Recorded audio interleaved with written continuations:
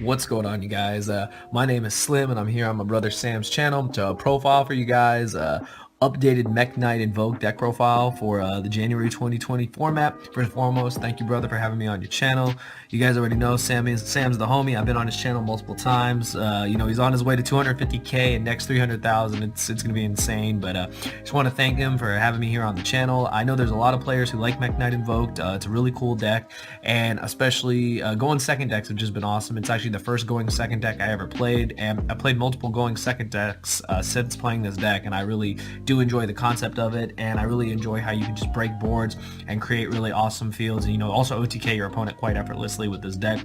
The format is still being established. We do have the PPG results where Spiral just like dominated, even though Ultrageist won. So you're going to see some things in here that have changed from my actual build that I have over on my channel. If you guys want to subscribe over there, I'm sure there'll be a link somewhere below, but I will get into it. And this is just one of the versions that I have for this format based on some of those results. Hopefully you guys enjoy it. A lot of it is standard, but I'll explain anything that's not I guess not uniform in this deck. So of course the 3 Alistair, it's one of the best cards in the deck. It's your bread and butter. It's it's everything. Like just meltdown this, invocation. It does so much for the deck. Going second, they're always going to try to hand trap this, so you have so many ways to bait hand traps. That's why the MEKK-KNIGHTs are so strong.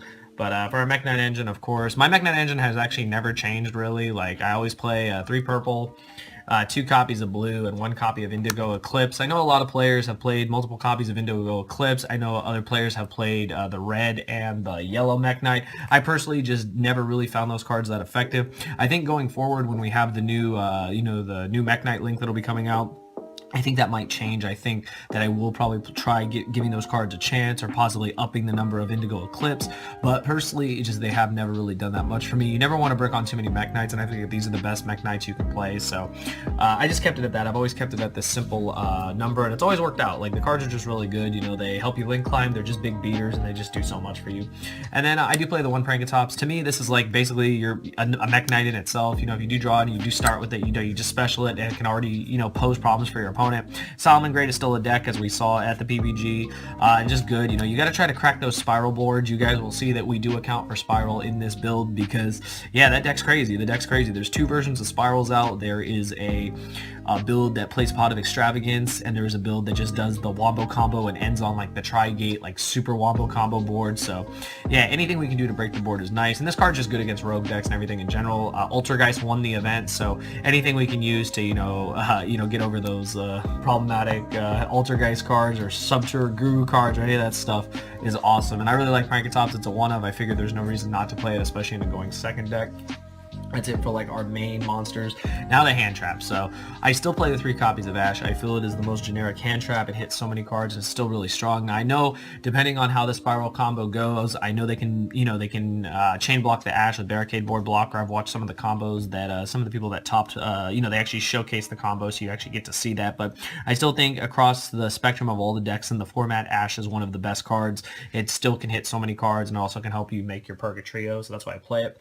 But I did change something from, if you guys will see my MEKK-KNIGHT profile that's on my channel, I did actually cut Phantasme, and it's something I would probably side deck. I wanted to actually play the hand traps that I know are effective against the Spiral deck, and I couldn't decide if I wanted to max out on Droll, max out on DD Crow. I was going back and forth, and I decided to just play 2 copies of each for the time being. This is a 41 card list, and I just really thought that, okay, Droll's really good, it can stop their turn. If you can stop their turn, you can just start, creating your columns and hopefully OTK them, or, put Makabas up and, really just stop them from doing what they're doing. I also like Crow, though, because they really utilize their trap, their rescue trap, whatever it is, being able to Crow that early, being able to Crow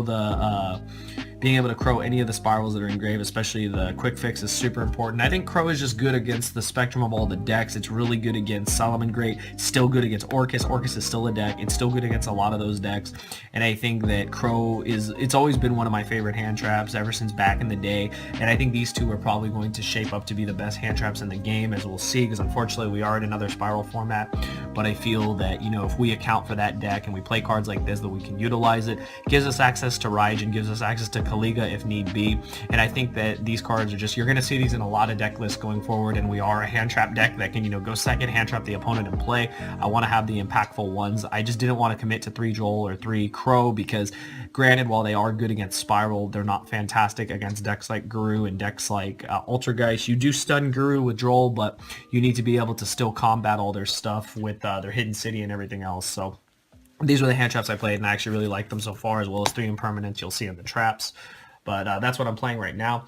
And one of the changes I made too was to main deck 2 Gamma Seal. A reason being is you do need to crack boards. Like, the whole name of this deck is to crack the board, and I really like Gamma Seal. It is the weakest kaiju, but I think it has the best purpose, being able to just kaiju over something, kaiju the Trigate, kaiju whatever, and then just start playing your game and break their board is fantastic.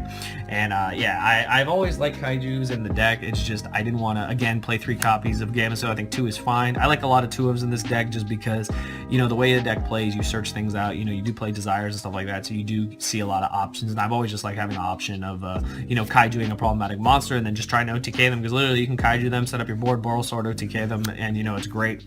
And it just comes up against pretty much, it can come up against any matchup. It's like, it's never really bad. I really like having Gamma Seal in the main. So that's it for the monsters. Then on to the spells. Of course, 3 Meltdown. We need to have as many copies of Alistair as possible. And I do play 3 Invocation. People have asked why I play this, why I play Desires, and also you want to see this card. I don't play Book of the Law. I know a lot of players like that card, and you can play that card if you want.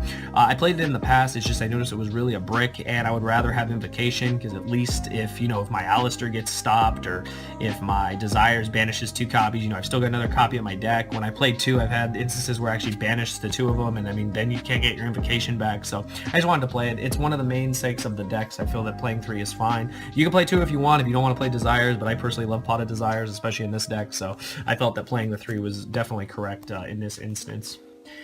Now, don't be mad, these are not Lightning Storms, but they will be. We were not fortunate enough to pick up the set just yet from the sneak preview, but just consider these Lightning Storms. Right now they're Cosmic Cyclones, but these are Lightning Storms. There's no reason to not play this card in the deck. To play that card in the deck, you have to account for back row decks. You just have to account for back row decks. There's no way around it. Ultrageist, you know, winning the PPG is huge. Subterra Guru is still a deck. You know, any of the back row decks, you just want to prepare for that stuff. And I feel that this card is fine. You know, you can't set, you know, you could be kind of cheeky if you want. I've seen some players talk about setting the Lightning Storm face down, special summon, you know, creating the column, special summoning the purple, spinning away the purple, getting the blue, and then resolving the Lightning Storm. I'm not a huge fan of that, but you do have that option. I'd rather just have the option to wipe the back row and you're good to go. If you can't afford Lightning Storms, then play Cosmic Cyclone. You could play Twister too, but I don't like losing a card in hand. This is still good against the Babel because Orcus is still a deck, and this can still catch problematic back rows. So I do like the card, but this is definitely Lightning Storm, so just keep that in mind. But again, if you can't afford them or you're not going to get them, go ahead and play Cosmic Cyclone. I think it's the next best option. And then the 2 Desires that I talked about, this card is just insane. You need pluses in this deck. The more cards you have to play with, the better. There's no reason not to play it. We play so many 3-ofs. I doubt that you'll banish your whole engine.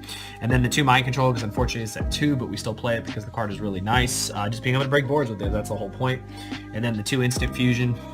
This is pretty much the same ratios I played in my build that's on my channel. That I like Instant Fusion. Thousand Eyes is a great card. Being able to have access to Kaliga is also insane. Kaliga is amazing, and so is having Raijin, since it's quick effect, so I really like it. These cards have been fine. I like them all. They're good extenders. Instant Fusion is a good extender. It's just solid at baiting out stuff. The whole name of the game is just break their board. And then the last copy of your Magical Meltdown, because you got to see Alistair, or the deck doesn't function as well as it could. And then the last hand trap I play is the 3 copies of Impermanence. What can I say? This is one of the most generic hand traps in the game, probably one of the best in the game. And if you Impermanence at the right time, you can crack any board or prevent your opponent from building a board. So I really like this card, especially going second. You can just, you know, you can draw this as your 6th card. You can literally just stun something and then just start playing. So it's great. And then the spice was to main deck the 3 evenly. Again, going second, this is, I think Joe Bogley said in his profile he thinks this is the best card in the game right now, and I would have to agree. This just can crack any board. Really good against back row decks, really good against the Spiral deck. Anything you can do to bait and negate or just wipe the whole board is insane. This card was also good before against the IP Babel board that Orcus would put up and stuff like that, so being able to use this is just great. I think this card is fantastic, and if we're going second deck, I think this is the going second deck that can utilize utilize this the best, and I would definitely play it going forward. You need to have this card somewhere in your main deck or your side deck, especially this format. We only have the statistics from that one event, but best believe when you see regional results and stuff like that, I mean, if Spiral's already doing insane, it's going to continue to do insane. So I feel this card was just perfect in the deck. So that's it for the main deck, and then the extra deck real quick. The extra deck could use some work. A lot of people ask me about the Shaddoll engine. I haven't tested the Shaddoll engine. I know it's really strong, but I wanted to keep the deck pretty generic for you guys. But you guys can definitely play the Shaddoll engine. It's pretty cool. Going second, it's nice. You're able to just keep going and just do things. So I like it. But extra deck real quick. So 2 copies of MEKK-KNIGHT. I don't need 3. The only reason I would play 3 of is I was playing the Secure Gardener. I don't actually play that card, but it is something I'm still considering. If you guys watch my profile, I've talked about it too. But 2 MEKK-KNIGHT has been fine. Never really saw myself making the 3rd unless it was for that instance. The 1 copy of Purgatrio, you only need 1 because you're only summoning it when you're going to kill your opponent. The 1 copy of Raijin. So this card made it into the deck finally. It wasn't in my original list, but because of the popularity of Spiral, the popularity of Joel and Lockbird, that you will see against you, and you will also see in our main deck. There's no reason not to play this. It's also a good instant fusion target, and it's pretty problematic for the opponent sometimes. You can literally just stop their turn. It's also really good against Summon Great. They normal summon a guy, you just book it and their turn ends basically. So this card's really nice. And then the 1 Kaliga, again, it's an instant fusion target. We do play several darks in the deck. Our opponent plays dark cards, against Orcus and whatnot. And this card's nuts, being able to just make it so where they can't use any of their effects. You can only attack with 1 monster. That's insane. You slow the game down and then you just out-resource them and then you just win. So I really, really like Kaliga. I used to not play it and I'm just dumbfounded that I did it. I think the card's great. And then the 1000 Eyes Restrict because it's the instant fusion, another instant fusion target. Baits negates, pretty nice. Creates a column by itself, so very cool.